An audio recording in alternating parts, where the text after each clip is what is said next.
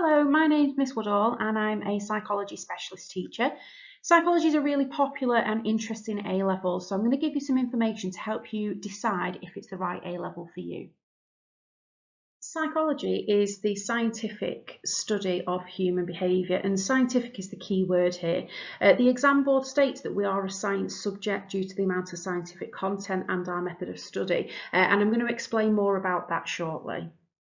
There are some common misconceptions about what psychology is about, but psychology is a rigorous academic A-level and doesn't involve things like analysing body language, reading minds, or giving you a qualification in counselling for you to be able to counsel your friends and family. Psychology is 100% exam based, so you will sit 3 2-hour exams at the end of year 13. What it does involve is a variety of different subjects that will give you a good foundation and introduction into the study of psychology. So for example, in year 12 we'll look at these topics. In memory we'll look at how memories are formed, different explanations for forgetting, and we also consider memory in the real world by looking at eyewitness testimony. We also look at topics such as psychopathology, where we look at different explanations for psychological disorders like OCD and depression. Research methods is a topic content that you'll see in year 12 and year 13, and I'm going to talk more about that in a moment. Year 13 is slightly different. We look at these different topics listed and then consider them from both a psychological perspective and a biological perspective. So just to give you an idea of some of the content, in the relationships topic, we look at why we are attracted to who we are attracted to. We look at psychological theories on why we form relationships with those people. We also consider why relationships are successful, and we look at the psychological process that's involved in relationship breakdown.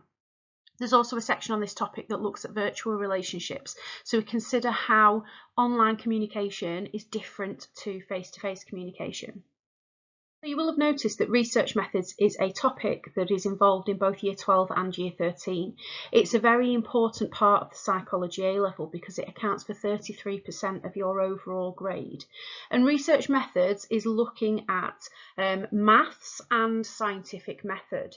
So we will be looking at how psychologists conduct experiments, and we'll be working with the data that was being collected on certain experiments to analyse what that means about behaviour. Biopsychology is another very important topic in your psychology A-level, and is another topic that will appear on every paper. You'll study biopsychology as a standalone unit, so for 7 weeks of your psychology A-level you will be sitting in lessons where we will learn about the structure of neurons, we'll learn about synaptic transmission, so there will be part of your A-level in psychology that feels like you're sitting in a biology lesson. Biopsychology then also comes up on other topics. As I've already mentioned, we'll look at schizophrenia, relationships, for example, and look at those from a biological perspective. So, for example, in schizophrenia, we look at the genes that are related to the development of schizophrenia. Level in psychology isn't required to study psychology undergraduate level, but obviously it does give you a good introduction to the subject. A-level psychology can also be used for some universities as one of your science subjects, but you always do need to check with the individual university to see if they would accept it. The most obvious career choices for somebody who is interested in psychology would be to become a psychologist or a psychiatrist, but there is a key difference between the two that you need to be aware of when making your A-level choices, because a psychiatrist is actually qualified in medicine. So your A-level choices would need to reflect the fact that you're going to apply to study medicine at university.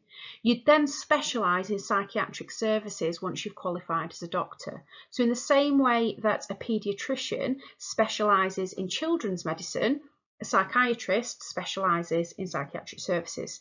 On the other hand, a psychologist has probably studied psychology at university. They will be a doctorate in their specialised field, so you would have to conduct further study after your undergraduate degree, but you would then be able to become, for example, a clinical psychologist or a sports psychologist. psychology is useful in any people-facing roles, and most careers involve working with people. So the top destinations for psychology graduates tend to be areas to do with human health and social work. Education is a very popular field that psychology graduates go into, alongside the legal profession. So psychology A-level is the right choice for you if you're interested in looking at different explanations for human behaviour. It's also important that you're able to form and express your opinions. A lot of the time in psychology, there's no definitive answer. It's not necessarily black and white, and we like to have discussions in class that help us to form and mould our own opinions. You do need to be a good all-rounder if you're going to be a psychology student, because as you've seen, the topics involve quite a lot of different elements. You need to be good at writing essays, but you also need to be good at maths and science. There is a lot of content in a psychology A-level, like many other A-levels, so you also need to be good at remembering lots of information. And again, like many other A-levels, you need to be willing to work really hard. A suitable candidate for psychology A-level will be somebody who ideally has a level 6 or 5 in maths, English and science. And the reason for these three subjects is because, as you've seen, there's such a wide variety of skills that you need to be able to develop in psychology A-level within these subject areas. Hopefully that's given you all of the information that you need to be able to make an informed decision about your A-level choices. You can, if you wish, go and look at the AQA specification for psychology, which will give a full and detailed breakdown of the subject content. If you do have any further questions, you can just drop me an email on the email address listed on screen.